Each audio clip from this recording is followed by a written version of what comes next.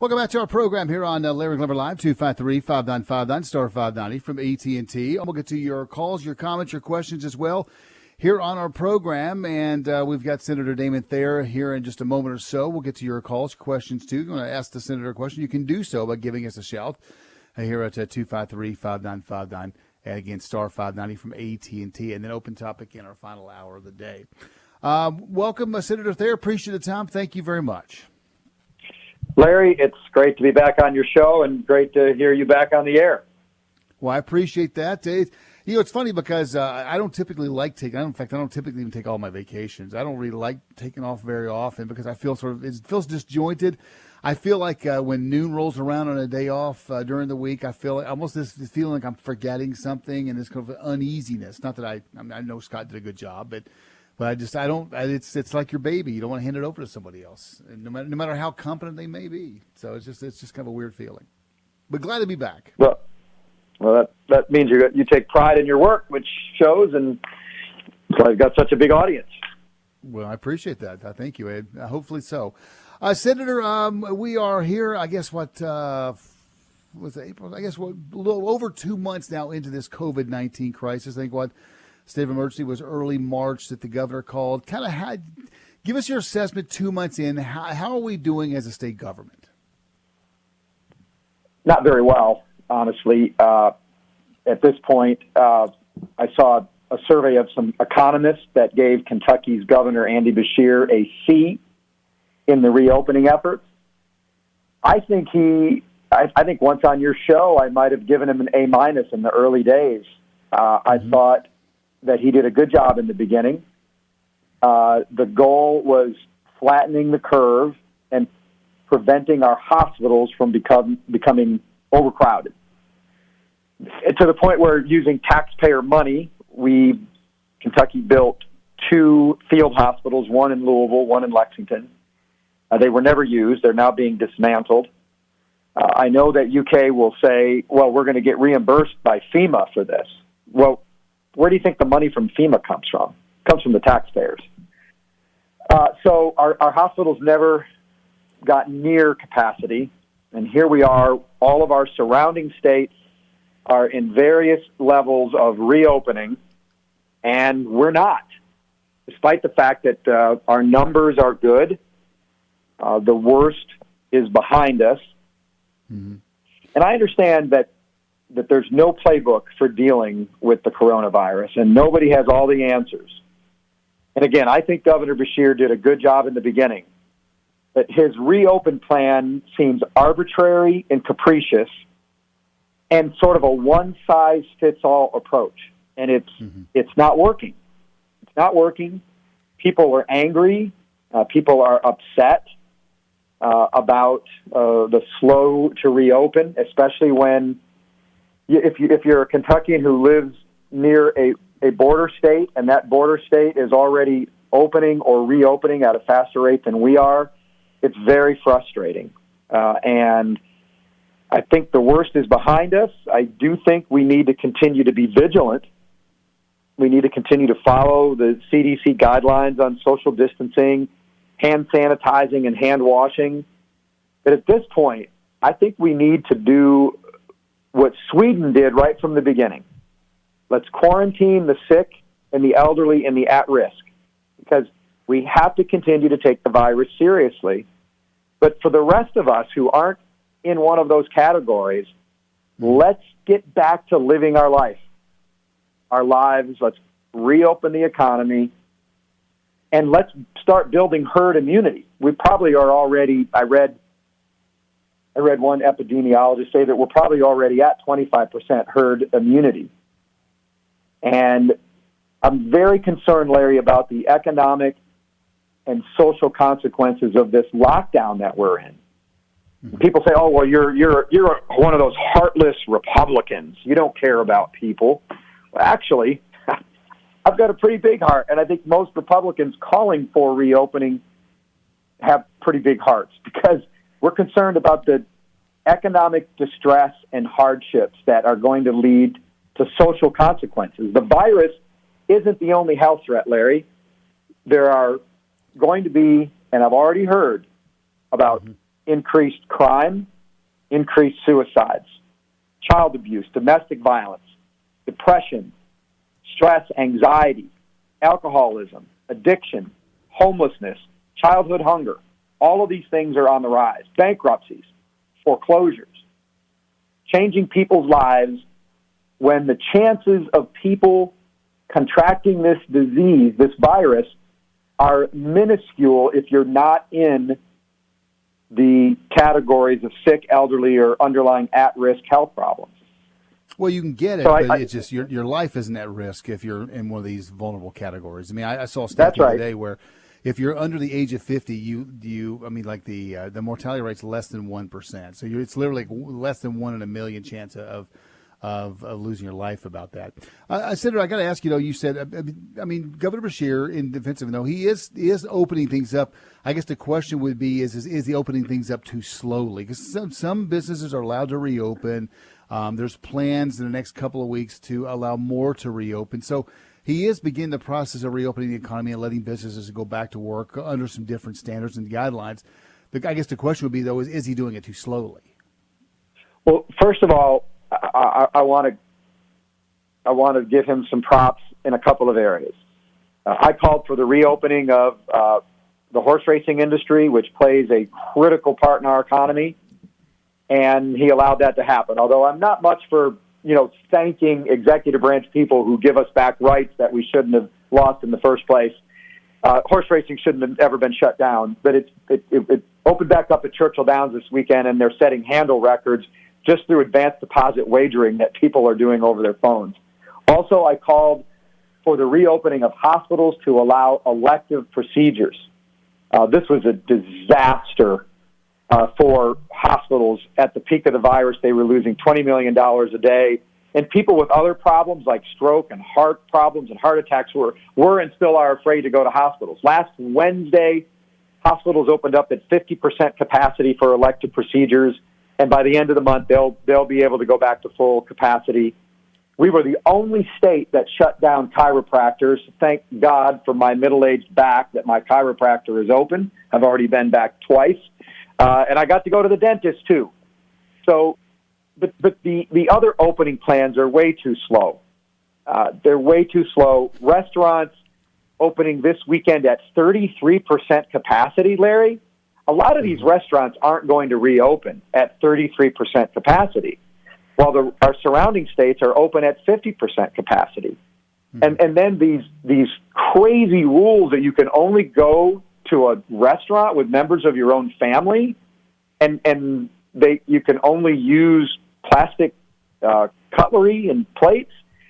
I mean, these restaurants, long before the virus hit, were using tremendous sanitizing methods to clean silverware and plates. Have you ever thought when you were at a restaurant that you're eating on a plate and using silverware that's been literally used by thousands of people? No, you haven't, because these restaurants are already safe. I've talked to many restaurant owners, including a couple of places where I get takeout regularly to support them during the virus, and they're not going to reopen at 33%, which puts them and the jobs that they provide more in jeopardy. I mean, there's a reason why there are nationwide efforts to raise money for restaurant workers, because their jobs are at stake here. So and then you've got the quote unquote essential businesses that have been open during this whole thing.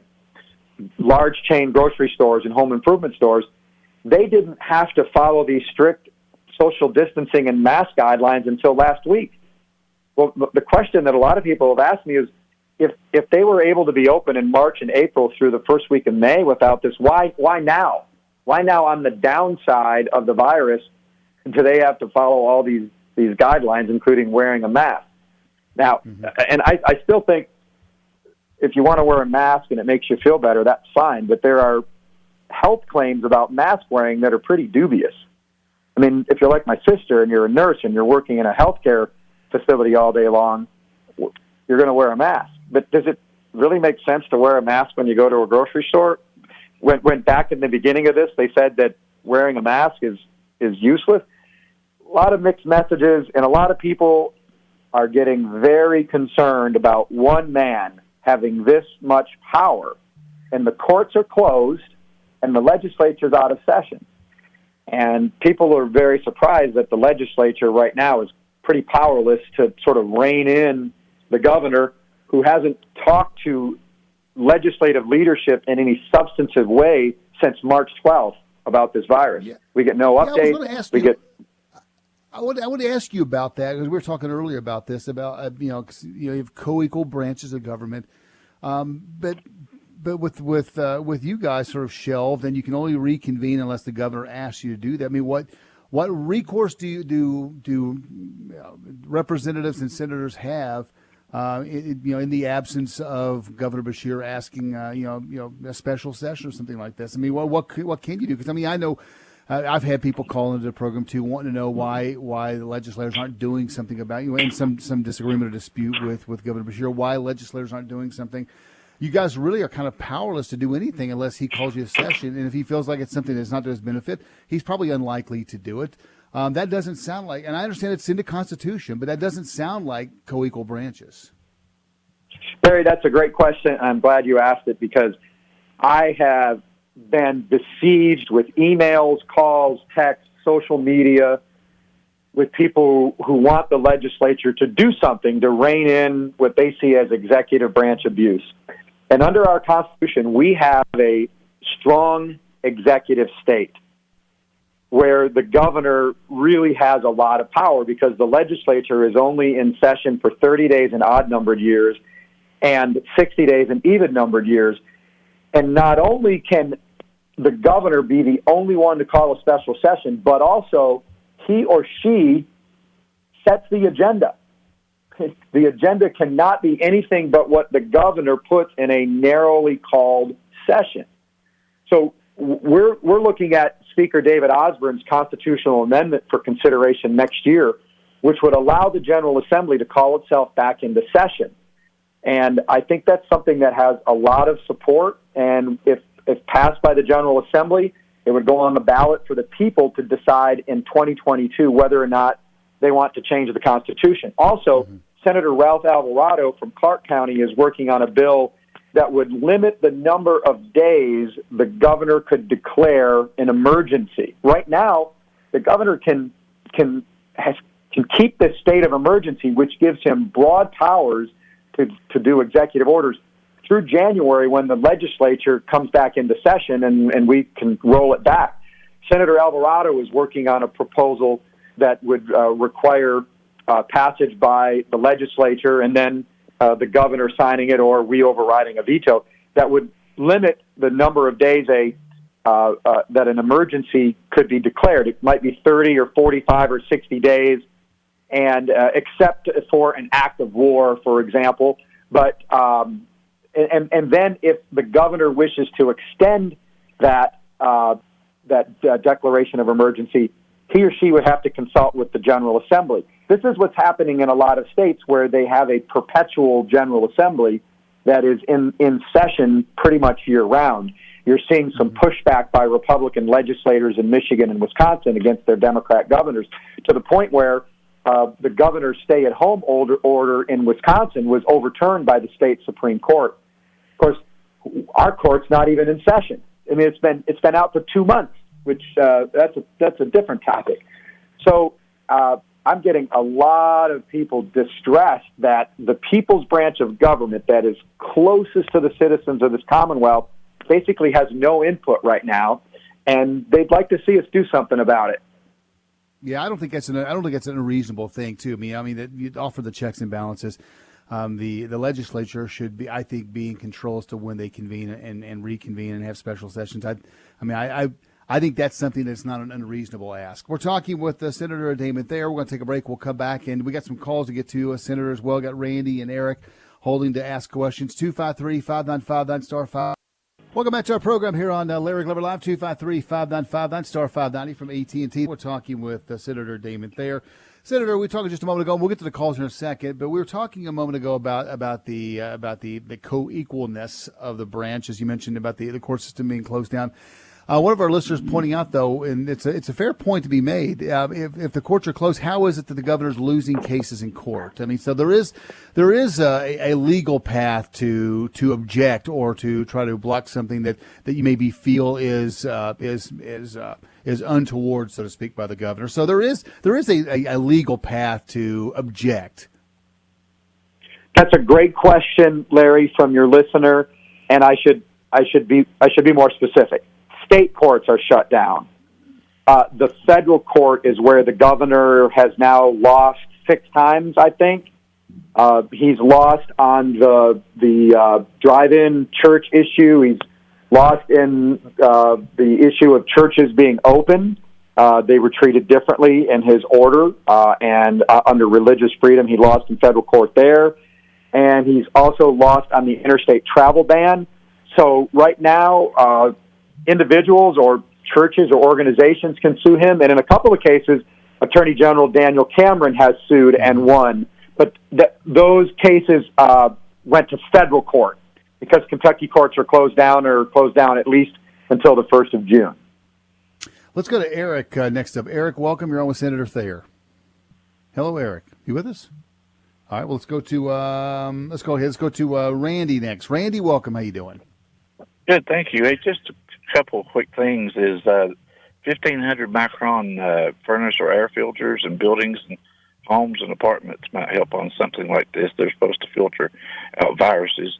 Something to think about. And the second thing is that we're supposed to have they're predicting a dark winter with this virus, and maybe we could go to smaller schoolhouses, more localized, so it won't be such a spread. There's a lot of things to think about with that one, but it could be a really good thing to have a more localized schools. Yeah, Senator, I think it will change how we do things. I mean, I'm not sure how we can go to much smaller classrooms because of the buildings that are already constructed and built.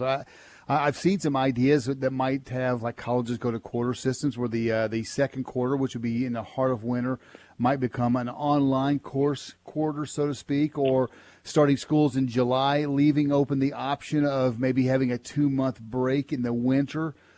To I guess prevent a COVID-19 uprising coming up this winter. So I mean, I do think our educators specifically are trying to think outside the box to get kids the in-class, in-person education and instruction, at the same time being creative in ways to keep, I guess, the possibility of spreading it, keeping it relatively at a low level. Yeah, Randy, those are good ideas, and I do think that schools, K through 12, and colleges need to open up this fall, and there are all kinds of ways that I'm hearing they're looking at preparing to deal with the virus. Look, we don't know that there's going to be a second spike, and let's face it, a lot of the modeling and predictions for this thing have been wrong. So I think it's smart to be prepared, but to try to predict what's going to happen has proven with a virus that's been around for 6 months to be very, very difficult to predict. That Imperial College model from that guy in Great Britain has proven to be complete and utter bunk. And so I think, for people trying to use scare tactics and fear-mongering to worry people about a second spike, I mean, let's just take a step back here and realize that this thing isn't going away, but just like lots of other viruses, we will learn how to deal with it in time. And I'm also not willing to accept these dire predictions of how greatly it's going to change our way of life. I'm not willing to accept that at this time. I'm certainly willing to accept some temporary changes, but time will tell whether it becomes permanent or not. Well, when you make these choices and you make these changes, and one of our listeners making a really good point, that if you go to, I guess, a different type of education schedule where you are in session in July through, say, November and take December and January off, what do parents who work, I mean, what do they do? I mean, I guess, the same things they would do, I guess, over the course of a summer in July and August traditionally, but then you're putting your kids in the hands of people maybe are exposed to COVID-19. I mean, some people have the luxury of working from home. I'm one of those people that have that luxury, and I can keep my kid. But if the time came where I was required required to be in studio, I mean, who would I let watch my kid, knowing that she would be safe and I would have a better handle and better way of protecting who she's exposed to. So anytime you make changes like that, it has a sort of a domino effect. It does, and I've been a big proponent of the Save Our Summers effort, as we have what I call school calendar creep, which has a lot of schools starting in early August and then having a big fall break, which I think is one of the worst ideas that has come around for educating our kids. Let's get them in school, and as soon as we get them settled in, let's take a fall break. That doesn't work very well for educational attainment. So, ironically, 3 years ago, I sponsored Senate Bill 150 that passed and became law that actually creates an incentive for schools to start later in the year. I would prefer the last week of August or right after Labor Day, the old traditional model that I grew up with and a lot of people grew up with, and we all turned out pretty well, I think. Too.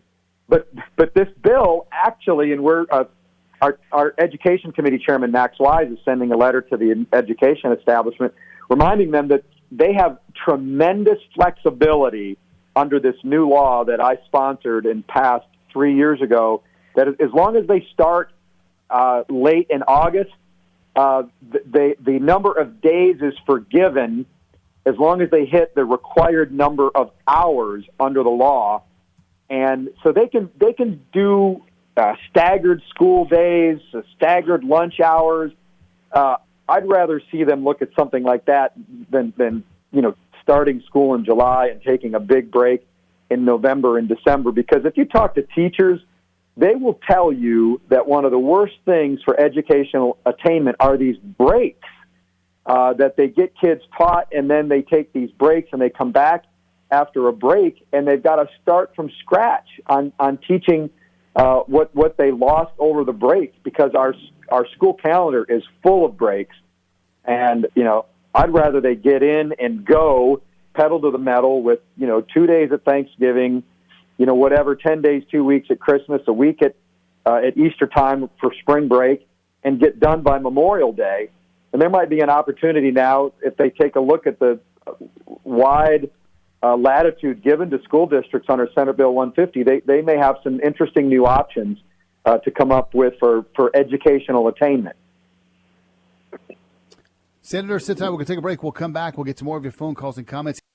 Welcome back to our program here on Larry Glover Live, 253-5959, star 590 from AT&T, 1-877-777-0590, also via email at larrygloverlive@gmail.com. Coming up on the show tomorrow, I have Dr.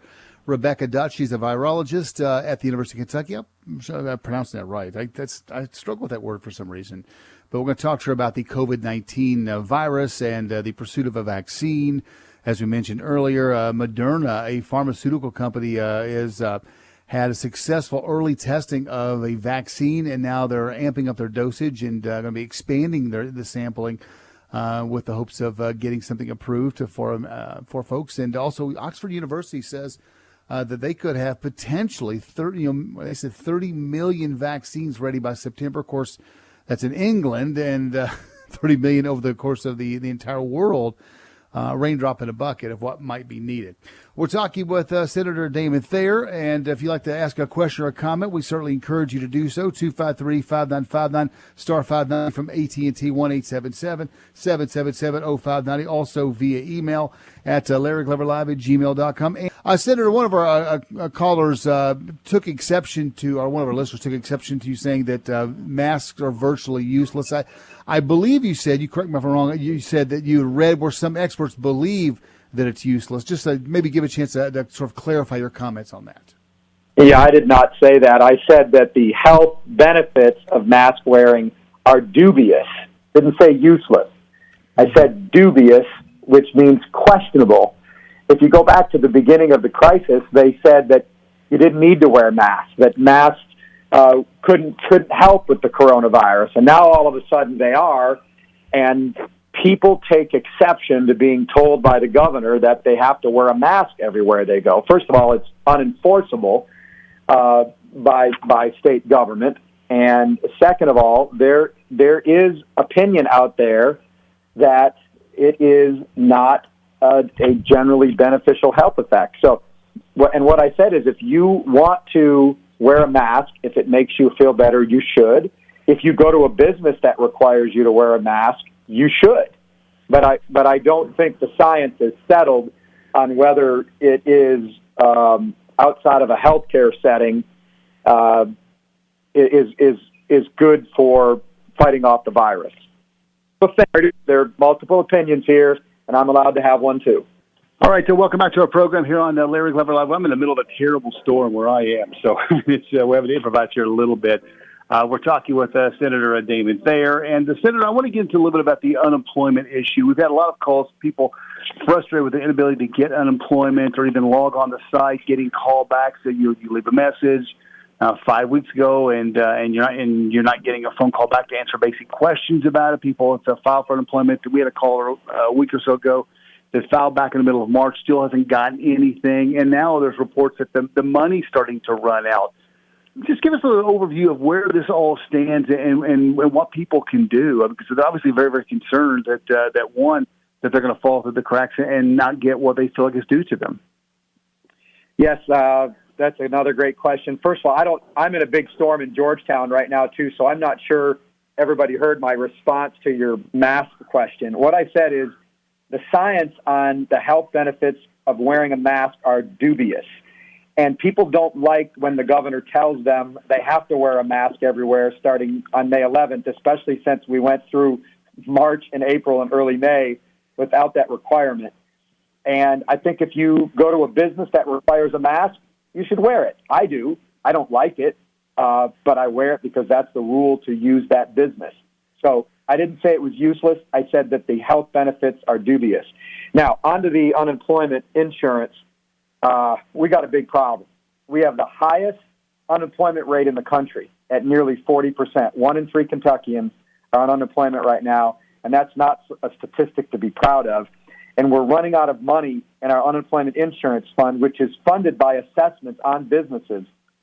I just saw a report that says Kentucky may need to borrow $1.5 billion to $2 billion, which is twice what we borrowed in the Great Recession, to pay our unemployment insurance claims. The governor has the authority to do this, but the General Assembly will likely ask him to discuss a repayment plan because we're very concerned about the businesses getting crushed by higher unemployment insurance assessments because the money has to come from somewhere. Now, up until a few weeks ago, the biggest complaint that I received was from people who couldn't get through or couldn't get their unemployment insurance check. Now, the newest and biggest complaint is people want to see us reopen sooner, and they're very concerned about their freedoms and liberties being trampled upon. But for a long time, that was the concern. In defense of the governor and his people, they are dealing with a record number of claims, obviously, and he keeps encouraging people to continue to apply, and it's just swamped the system. We put some of our legislative branch employees who are very used to dealing with various levels of government. We put them on the job to help facilitate the process. All I can tell people is to continue trying. And this is, again, an executive branch situation. And, if we were in session, this is something where we could potentially help by passing a law to potentially alleviate the situation or hire more employees or something like that. But I know it's a big problem and people are really frustrated with it. Well, they really are, too, because they feel like that, they're not sure if they qualify or not. They can't seem to get answers as to where things stand. I think that's, you know as well as I do, if they know that they're going to get it on May 30th, you might not like it, but at least you can kind of plan for it. But the fact that you can't get someone on the phone to ask questions, the fact that you other than, I guess, they'll log onto the website, which you can't always even get on from time to time to see what's there. It's the unknown, the uncertainty of it, especially against, again, I referenced to our caller from a week or so ago.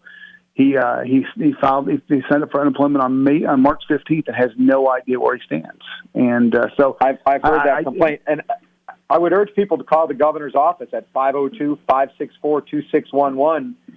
They're the ones who are supposed to be dealing with this and getting it right. I'd urge people to call that number, 502-564-2611, and they'll put you in touch with someone, hopefully, who can help. We're talking with it's Majority Floor Leader. I always refer to you as Senate Majority Leader. It's Majority Floor Leader, correct? That is correct. Mitch McConnell is the Senate Majority Leader in the United States Senate. My role, while similar, is also different as Senate Majority Floor Leader. Okay, gotcha. He's the number one guy in the U.S. Senate. Robert Stivers is the number one guy in the Kentucky Senate. We're talking with Senator Damon Thayer. Senator, I know that with horse racing, I'm going to go back to that real quick if we can. A huge day, and you've been an advocate of horse racing to have never been shut down. In fairness, I mean, it is your industry, but you know a lot about it. But a big day over the weekend for Churchill Downs. I think I saw a number where $14 million was wagered on Saturday, which is like twice the number I think from a year ago. I mean, obviously people are starved for something to do, some entertainment on horse racing, but that's a staggering sum given the fact that none of it was wagered actually at the track. Yeah, it was actually up 183% from last year's corresponding handle. And you got to remember, Saturday would have been Preakness Day, so you were going up against Preakness Day, where the simulcast of the Preakness from Pimlico would lead to bigger handle. We should have never interrupted horse racing. 5 other states were doing it, no problem. Matter of fact, we had started to do it. Our industry had started to do it in Turfway. And yes, full disclosure, I have horse racing industry clients outside of Kentucky. It is my profession. I'm a sports marketing consultant, and my specialty is horse racing. But I think now we need to get to the point where we're letting fans back at the track. We need to allow spectators back at Churchill Downs. I'm hearing reports that Keeneland may open up for a 5-day race meet in the middle of July to try to run some of the stakes races that were missed when the meet was canceled in April. And look, we've got the Kentucky Derby looming at Churchill Downs on the first Saturday in May, and the Breeders' Cup coming to Keeneland in early November. We need to start gradually allowing racing fans to come back to the tracks. I understand it's going to be on a gradual basis, and that there will be health and safety protocols to follow. Look, I'm going to be the first one out at restaurants and movie theaters and racetracks and sporting events. I'll be in that first wave. I'm an extrovert. I'm a people person. I like to do things, activities, and I think we can do this. And look, if you don't want to go to a restaurant or a movie theater or something else that's open up, stay home. That's your choice. We're Americans. We can make these decisions. I believe in personal liberties and personal responsibilities. If you're sick, if you're in one of the at-risk categories, stay home. But if you're not, go out and do it in a safe manner, follow the protocols, and we'll be fine. I noticed, when you came out of the break, the commercial break, a segment or two ago, your bumper song was a great Santana song from the early 80s called Winning. Yeah. Great hit by Carlos Santana, Winning. Great song. Yep. You should look it up and play the entire song on your iTunes or whatever. That should be our hashtag, is winning. We were winning 2 months ago with the greatest economy we've seen in a generation or more in this country. We need to start rebuilding that winning economy. We can do it. We're Kentuckians. We're Americans. We can lead the way on how to do this and to get our economy back on track. And we need all sectors. We need restaurants. We need flower shops. We need racetracks. We need our bourbon tourism industry. We need our parks like the Kentucky Horse Park and the rest of our state park system to open up. We need our campgrounds. We need our recreational trails. All of these things. We can do this.